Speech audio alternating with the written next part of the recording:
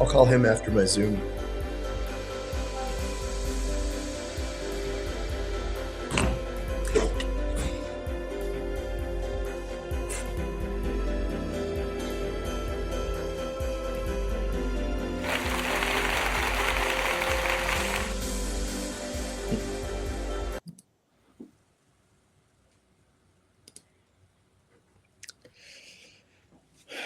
All right, guys, we are back again with another video this Friday around lunchtime. And today's topic is going to be how we can buy a house with pretty much 100% financing. And today's we're going to have Dave from New American Funding explain how that program works. It's specific for his company only. I know it's a lot of down payment assistance stuff out there that's available, but we want to talk about yours specific, Dave. Welcome to the live. Yeah, thanks, dude. Appreciate it. Thanks for having me. And so, Dave, so I have some questions for you, Dave. And I know a lot of people out there, they have aspirations on buying a house this year. And one of the big things is, hey, what happens if I don't have, the down payment? And so, everybody's rumbling with a lot of down payment stuff in everybody's ear these days. And so your program came out, I want you to tell us a little bit about it today. So first of all, what is the program called and how can the average person be able to use it? Yeah, so specifically like in Minnesota, the program's available nationwide, But in Minnesota, we've got some really great down payment assistance programs, but a lot of them uh, preclude people that have credit scores below like a 650 or 660. And so what we did is we rolled out a program where we lowered the bar on credit score all the way down to a 580 credit score. And so at a 580 credit score, generally speaking, you've paid off most of the credit cards and you've been making payments on time for a while. And so that's going to open the doors to a lot of different people. But basically what we did is we lined it up with a government program where the down payment requirement's only 3.5%. And what we've got is assistance where we can help you out with the down payment and a closing cost assistance up to 5%, up to 4.5% actually. So we can help you cover that down payment plus up to 1% of your closing costs on top of that. And so it's just a great opportunity if we work with the realtor where you can go negotiate some additional seller pays to help get the closing costs covered. And even if you come up a little bit short, like you can't quite get it all rolled into the contract, we can add 1% towards closing costs on top of that. So hold up. So let me just backtrack 1 second to make sure I'm hearing right. And so you saying that this program starts at a 580 credit score, right? Yep, 580. And so let's just be realistic, Dave. I mean, are you getting people through with a 580? 580 credit score, yep. So it's just a government loan. That it's a traditional FHA loan where we can go to 55, 56 debt ratio so that it doesn't restrict like other debt, like other down payment assistance programs. And so basically it's there if we need it. So if we come up short where somebody says, hey, I have the income that it takes, I got the job that it takes, I met that minimum 580 credit score that it takes. The only thing that's holding me back is I need a little bit of help to get across the finish line on the down payment. We can help you up with that 3.5% down payment. And then even we got a little bit more juice where we can give you another 1% towards closing costs if you need it. Got you. And so obviously we have, one of the bigger programs here in Minnesota is Minnesota Housing. And it's kind of I guess, somewhat of a rival for the one that you guys have. What's the difference between the Minnesota Housing? So what I would say is like Minnesota Housing is going to be, if your credit score is like 650 and above, 660 and above, the big difference is I like Minnesota Housing because it's going to borrow us a little bit more money. And so typically that's going to give us between $14,000 and $18,000 to work with that we can apply towards down payment and closing costs. So that's going to be a little bit more money. The interest rate on the state program is probably going to be a little bit better. The difference in interest rate currently is a 6% on the state program. And this money is going to be at 6.25%. And then if your income is, on our program, there's no maximum income level. So the state's down payment assistance money starts requiring payments after you make about $80,000 or $85,000. This one isn't going to cap any of that income. And so you can make $200,000 or $300,000 or $400,000. It's still going to have that money available to you. But the second is going to have repayable funds. So you do have to pay the money back as you go on a 10-year loan. And so the state's program is a lot better. I shouldn't say a ton better. The state program would be our first choice. But for people where it just doesn't fit the box and they have a tough time getting the score above a 600 or 620, this is a great option. I would say that the state program is going to give you, if your income's below $80,000, $85,000, the payment is probably going to be about $150 less using the state program. But this gives you a nice alternative. Right. And so, I mean, the state program obviously is there, but I feel like the program that you have, it feels like more people can fit in that box, because I think y'all guys, from what I'm hearing that you're saying, that y'all don't have no income limit. So, if you're making $200,000, like you're saying, Right. you don't have, sit there and worry about, can you qualify because, you got one person making 200,000, where the state program will say, nope, you're making too much money. Right. So basically, if you get into the state's program, they're going to get into more of your stuff. So they're going to have us analyze every single deposit that's going onto your bank statements. They're going to have us analyze all of your income. They're going to want us to see more of what you got. And on top of that, the state's going to require a minimum of $1,000 of your own money. On this program, you can use 100% of the program towards your down payment. And then if you get closing costs paid for by the seller, they can truly get into the house for none of their own cash. So hold on, let's backtrack again. So I just want to make sure I'm hearing it correctly. So are you saying that they can basically buy this house with no money down? with zero money down. So the state program, typically it's a minimum of $1,000 out of pocket, and we have a lot of people every year that get in with the minimum down. Most of the Mhm. people, it ends up being 2, 3 thousand bucks out of pocket and something like that. On this particular program, you can literally get into the house with zero out of pocket, Hmm. and so that's not a bad deal, No, so that's what I was mentioning to you before. Like, right? even though the state might be, a little bit more cheaper, but you also got a caveat that the state is going to require you to have a higher credit score, Right. and you know, and then it has the income limit cap. So for the people that's going to be watching, this would be, if you're working at a good job and the credit might be, not the best, you sitting at 600 or something like that, but you got the income. I mean, here's the solution to that problem. Yeah, absolutely. Um, and so, Dave, when you talk about like this program, what type of homes can you buy with this program?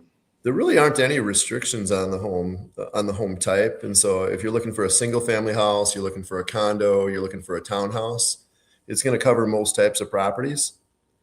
And so versus the state, sometimes they can get a little more restrictive on their program, but both I would say kind of a push.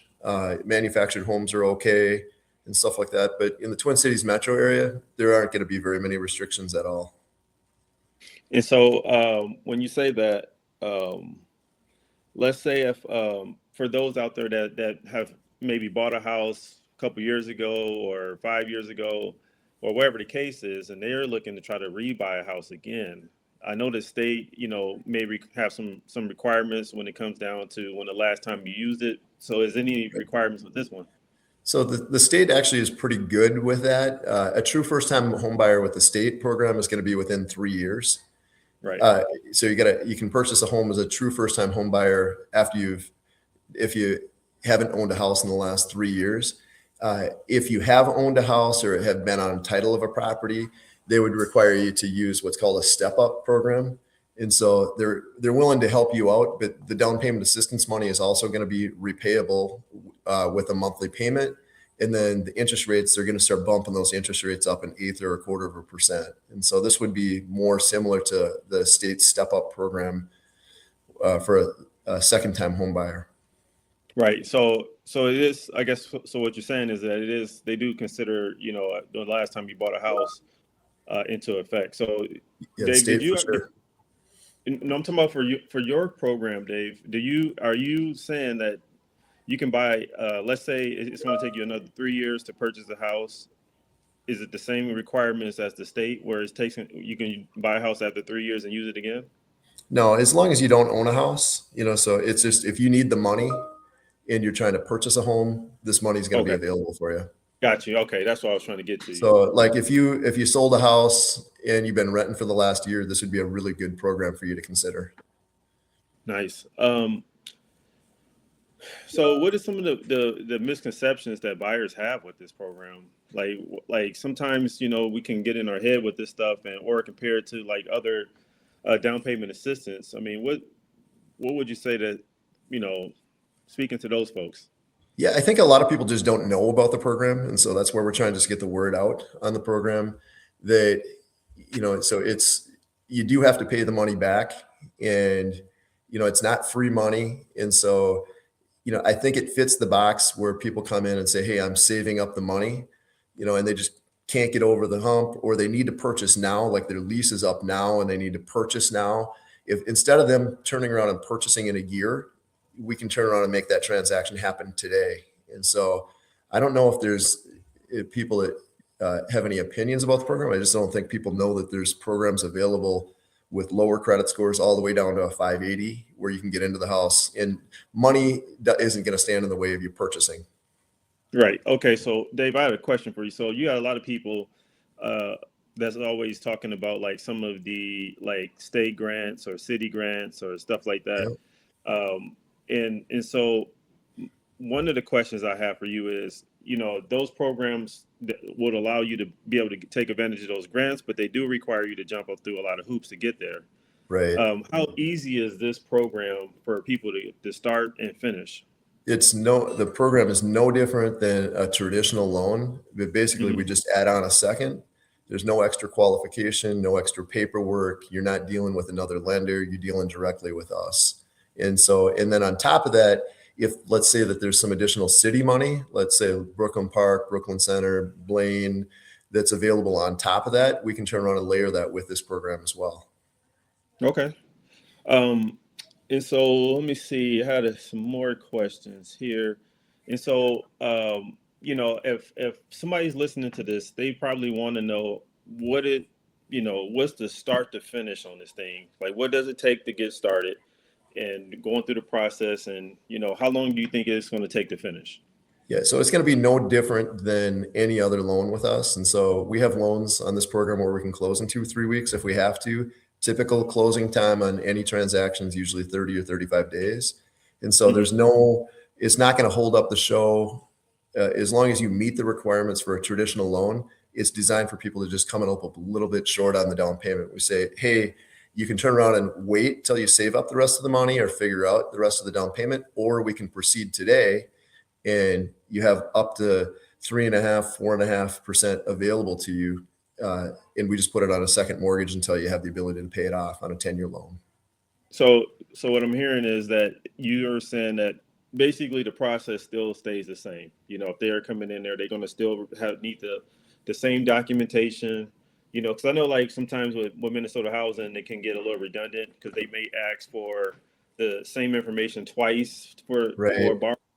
And so for you So guys, I would say the true difference is like if somebody's using the state program, we usually require that they come in and we're going through in detail what the state is looking for.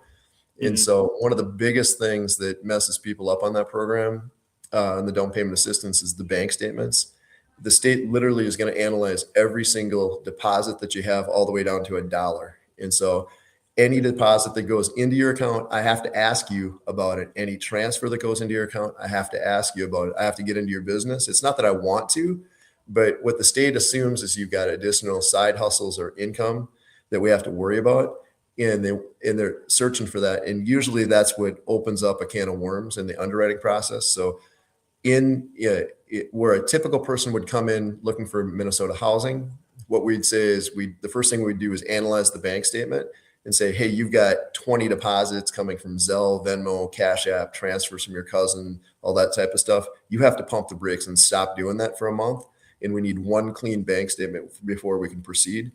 Versus on this program, the down payment, the minimum credit score is only a 580, but on top of that, we still look at the bank statement, but we're only scrutinizing deposits that are under 1% or that are over 1%. And so if they're buying a $300,000 house and they've got those discretionary deposits that are $200, $500, 1,000, 15, all the way up to $3,000, we don't have to analyze those and scrutinize them as hard on this program. Hmm. So it makes it. I mean, even though Minnesota housing might be slightly better, but this one is slightly more loose when it comes to regulations. For sure. Qualifying is super, super easy. And then the other thing is like on a Minnesota housing, if somebody's making, let's say they're making 60,000 on Minnesota housing, they might qualify for a $280,000 house. On this program, they're likely to qualify for $40,000 to $50,000 more because there's no restrictions on the debt ratio. Minnesota is going to give you a subsidized program, but they're going to want us to be much more conservative on the approval amount. And so sometimes we turn around, it's the difference between qualifying for a 4-bedroom house, 4-bed, 2-bath house versus qualifying for a 3-bed, 1-bath house. And so sometimes you need that second bathroom. Sometimes you need that 4th bedroom. Sometimes you need that second car garage. And it's the difference between you being happy with the house and not being happy with the house. That's a huge difference. Huge, Yeah, huge, for sure. huge.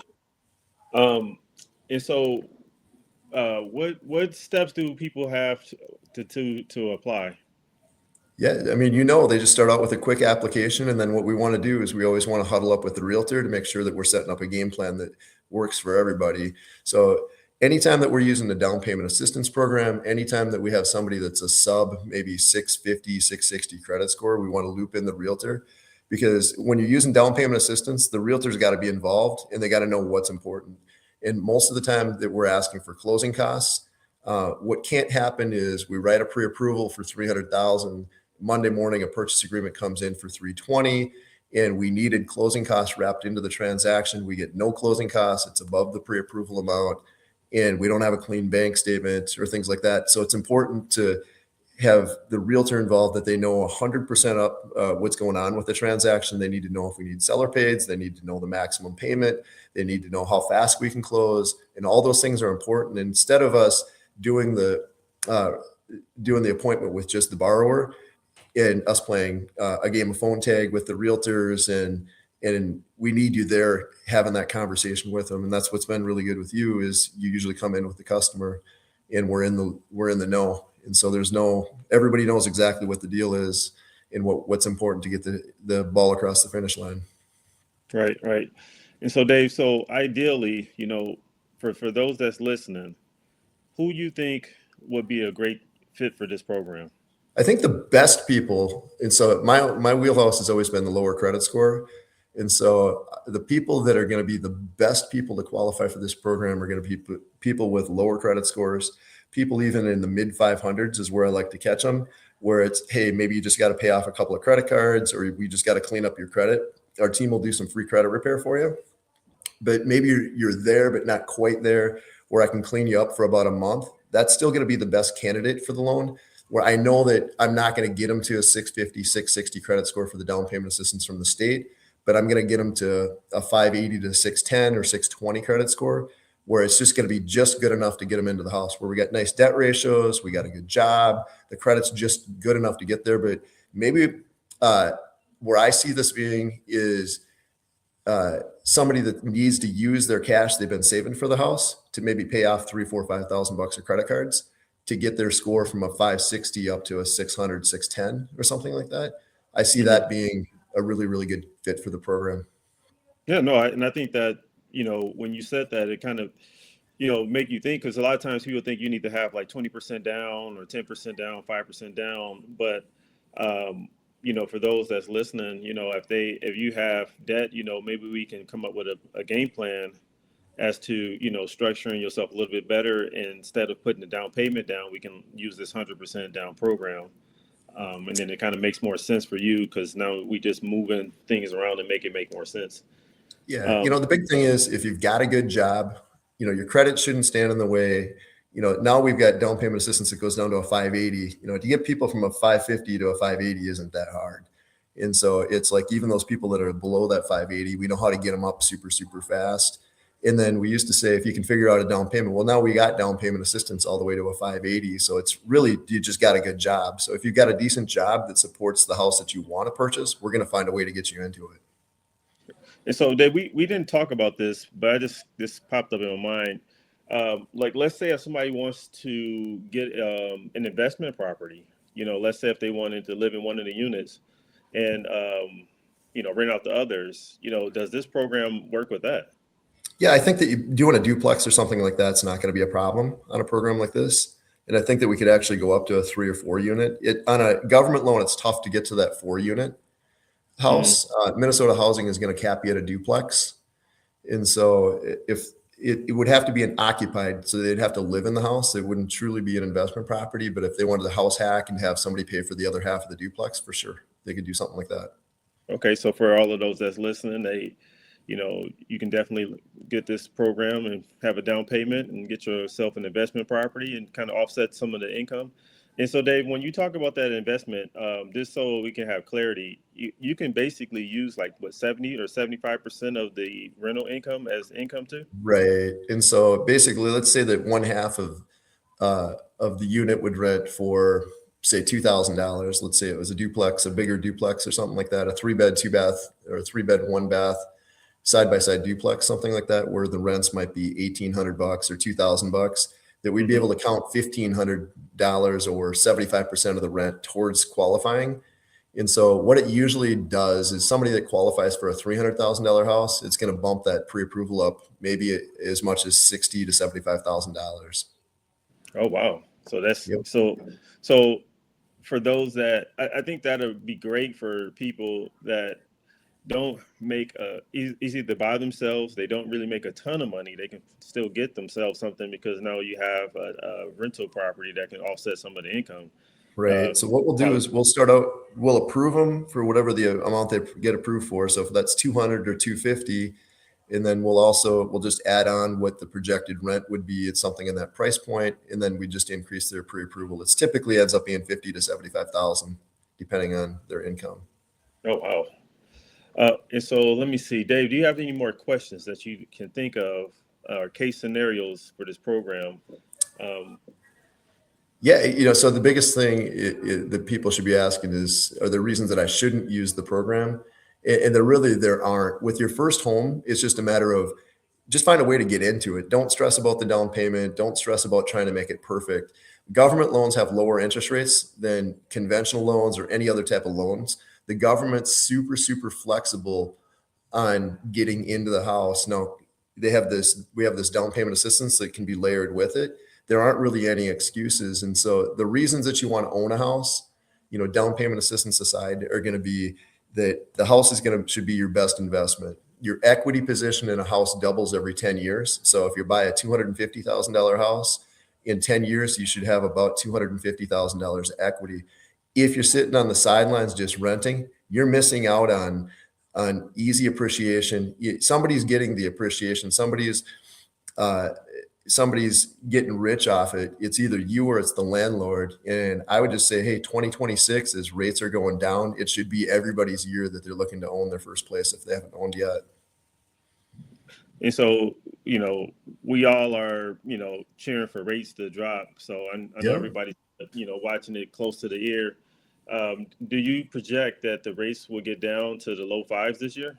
Yeah, I think that we're already starting to see some of the rates into the fives. And so but what I got to kind of warn is, we saw rates. I've been in the industry. This is my 20th year in the industry. I started where rates were at 6.375. And for the first 15 years I was in the industry, they went all the way straight down to 2.25%. That's where they kind of bottomed out. And then they went straight to almost to 8%. And then they've dropped from 8 to 7 to 6, kind of where we're at now in that range. As rates have come back down, more and more people are coming back to the market. And so the last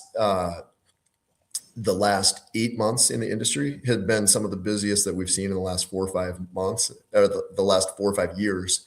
And so we're seeing that the applications pick up every single week. Every time that the news is reporting mortgage rates hit another 3 or 4 year low, more and more people are coming to the office. And so what I would say is, if you're thinking about it, you've been thinking about it for the last couple of years, you're struggling with affordability, that you should have a conversation now. What you don't want to do is wait for home prices to go up $50,000, because I believe as rates continue to go down, there's going to be more people that come back, and it's going to get more competitive, and it's ultimately going to start driving prices of homes back up. Right. So, we always get the I'm gonna wait for rates to drop questions, and it's a double-edged sword because, if the rates get too low, then, we're back to putting, 20, 30, $40,000 over list price. And so while we are not quite there yet, it's a great opportunity to take advantage of where And we we've are. seen that, right? We've seen that where rates went down too quick, and all of a sudden it was like every house had 20 to 40 offers. And we've seen that environment. And so I think it's okay if rates are drifting down and stuff like that. But we're starting to see multiple, I'd say the last 4 to 6 weeks, we're starting to see multiple offers again. Yeah, Well, so we here we also, are, right? well, I would say it is also seasonal too, because we're going into the bandwidth of our busiest time of the whole year, which is springtime. And Yep. so obviously, if you are in the situation where your lease is coming due and all that stuff, we need to have these conversations now. Don't wait till the lease is at the end and you saying, "Hey, I got to get out of the house and find a house in the next 30 days." That's not going to work. You got to have a little bit of time, especially if we got to do some work on your credit score. We got to figure out how we're going to get the down payment and all these things. So, Right. for So that, the pre-approval costs them nothing, right? So right. all we're trying to do, the part that's tough for me is people will they'll find the perfect house on a Sunday afternoon, and they'll go, offers are due in 3 hours, and it's like, well, dude, Like, what do you want me to do? And it's like, then we do the best we can, and you're a 580 score. You know, dude, if I would have got to you 2 months ago or 3 months ago, I could have cleaned this up. I could have had the down payment assistance lined up. And this is the easiest thing alive, but it's just not going to happen in the next 2-3 hours. And we do the best we can. But, you know, generally speaking, a pre-approval, you know, the first time we come in, like last night, the group that came in, it was, you know, we're just talking through a game plan. We know your income doesn't work. We know that you're working towards it, but helping you come up with, generally speaking, a game plan that it's going to take for you to come up with over the next 6 months. We have those conversations. And then we have people that come in and say, I want to buy a house this year. And then we have people that say, hey, my lease is up in 2 months. And then we have people that say, hey, I broke up with my girl. I'm sleeping in my car. Like, I need to find something now. And we can accommodate all of those, but the pre-approval is good for 120 days. And after 120 days, it doesn't mean that you're denied. It just means that we got to start refreshing and updating credit. We got to update some pay stubs and some things like that. But generally speaking, what we want to do is we want to do a soft credit pull, just kind of see where you're at. We want to talk through your income. We don't have to, you know, if you're casually thinking about purchasing in the next year or two, you know, we should do a soft credit pull. We should be talking through debt ratios and say, hey, this is kind of where I see it playing out, and coming up, planting seeds and coming up with a game plan. And then if you're imminent, like you think you might make an offer in the next 3-4 months, then we should probably firm that up, and we should get documents in the file, pay stubs, W-2s, and we should get an underwriter involved to make sure that your pre-approval is rock solid. Right. And I think that, you know, for 2026, we have to get people to see things a little bit differently. Instead of them waiting for going to the open house and waiting for the highest and best deadline and wanting a miracle to happen, you know, let's have these conversations now. You know, we can talk this through. You know, we can give you a realistic expectation of what you can expect. And, you know, and if you have any bumps in the road or any credit challenges, you know, this is the time to talk about it, you know, because what tends to happen, Dave, is that we get them to the office and they say, oh, I got a 700 credit score. We find out it's 590 or 580, and they got something that's been sitting on there that they had no idea, you know, Comcast bill or something like that. They've been sitting there for the last couple of months dinging them down. So it's easier. Or dude, vice versa, where they haven't been getting to us because they think their credit stinks and they haven't really used their credit for the last 10 years. And then we pull it up and we find out they got an 800 credit, or they just got no credit, right? And it's like, dude, this is the easiest thing alive. You're ready to go. And so information is free. Conversation is free. You know, if you're thinking about buying a house, and say, hey, let this be the year, come in, let's just have a conversation. It's, you know, it's one where sometimes we pull credit, sometimes we don't. But, you know, I close, you know, last year, my team closed almost 40 loans with credit scores below a 580, and the lowest credit score was a 502. And so, you know, your credit score is not going to stand in the way. If you got a good job and we can figure out a down payment, we're going to be able to come up with a game plan for you to get the house. Right. And so, Dave, some of the last questions is, you know, you know, they always want to come to us at the last second. We just addressed that. Obviously, coming to us is free. You know, you don't have to pay us anything. Dave, what do you say for those that's thinking like, oh, you know, you pulling my credit, you know, you're going to lower my credit score, you know, myth?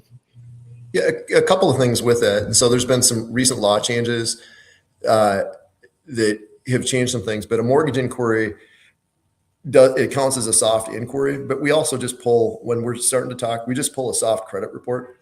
And so there's not even a ding on your credit. And then there's times where we have to pull the full report. A soft credit pull just means we're pulling 2 of the bureaus and we're making sure that it doesn't hit an inquiry. And so there's zero effect on your score at all. But most of the time, that's the most appropriate, where we're just starting out. Hey, why don't we just take a peek and see what's there? You know, show me what you're concerned about. Let's thumb out the debt ratios. I just want to calculate what your student loan payment has to be, your car payment, and seeing what credit cards that you got. And generally speaking, are there some collections that I have to worry about and factor in? And so what we're looking for is to help us calculate the debt ratios. How much do you make? You usually know how much you made in your W-2 last year and the year before that. We can kind of just average that, but we can talk through the rest of it. But pulling a soft credit report gives us a pretty realistic scenario, or we can set realistic expectations where this is going. And then if it looks like it works, a lot of people are like, yeah, dude, let's do it. Then it's like, okay, let's roll up our sleeves. And then here's the list of the documents. You want to email them into the office. You want to drop them off into the office, or we'll create a portal where you can upload them. And then we'll do that full credit report at that point. And then that's where we get the underwriter involved and gets everything signed off on an actual pre-approval. Right. And so like, and I just want to make sure that, I get things clear for those that's listening. So if you're sitting out there and you're one of these people we're talking about where you're thinking that, coming in is going to affect your credit score, or you think that I'm just going to wait until that time comes when I'm ready, like we're giving you every reason to come down. It's free. It doesn't cost you anything. If you having some credit troubles, I mean, even if it did ding your credit again, I mean, if you're already at a 500, it's not going to change very much Yeah, from it's usually 500. the people with the lowest credit scores that are the most worried about getting dinged on an inquiry. Like, even if it was a hard inquiry, it might affect your score by a point or something like that. But the government lets you have unlimited mortgage inquiries. It all counts the same. And so they don't want you, the government doesn't want to prevent you from shopping for a house. They know it's a big purchase. And so pulling your credit isn't that big a deal. And so, the biggest thing that I think people get anxiety about coming into the office and stuff like that. If you need down payment assistance and your credit score is lower, you should come into the office. And number one, it shows that you're serious about coming up with a game plan.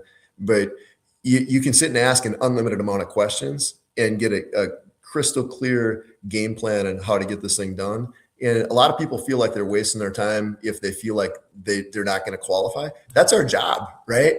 We talk about home ownership, and at some point we have people that sit and talk for 5, 6, 7 years, right? And it's like, that's our job, to talk you off the cliff and say, hey, but what we will keep pointing out to you is, if you would have bought a house back when we first talked 6 or 8 years ago, you would have $200,000, $250,000 of equity by now. And so we keep telling people that owning a house is a great deal, for a number of reasons. The biggest one is owning something that you've got a piece of, the equity. Okay. So Dave, let's recap as we conclude. We talked about the 100% down program. We talked about that, to get into that program, it's a 580 credit score minimum. It doesn't have any income caps. And so, the entry level to this program is pretty much the same as you just doing a traditional loan. And the time it takes is pretty much the same. Is no extended time because y'all guys are servicing this loan. So it's not like it's, we got to wait for another entity to come into the picture and then they have their own overlays. And so, anything else you want to add to that, Dave, as we conclude? No, just don't let a down payment. The message walking out of it today is, don't let your credit score stand in the way. Now, don't let the down payment stand in the way. If you've got a good job, you need to reach out. Let this be your year. There aren't any excuses starting in 2026. So it's down payment assistance is available if you need it. Your credit score is not that deep. We can work with you on the credit. If you've got a good job, 2026 is going to be a great year for you. Perfect, Dave. I definitely appreciate the time, Dave. Yep. And for those that are Thanks, listening, man. don't delay. Obviously we want to help as many families as we possibly can, but this is helping you get to the next level, and that's my job. So with that being said, Dave, I definitely appreciate it. Yep. Appreciate you too, bud. Yep, take it easy. Yep. Bye.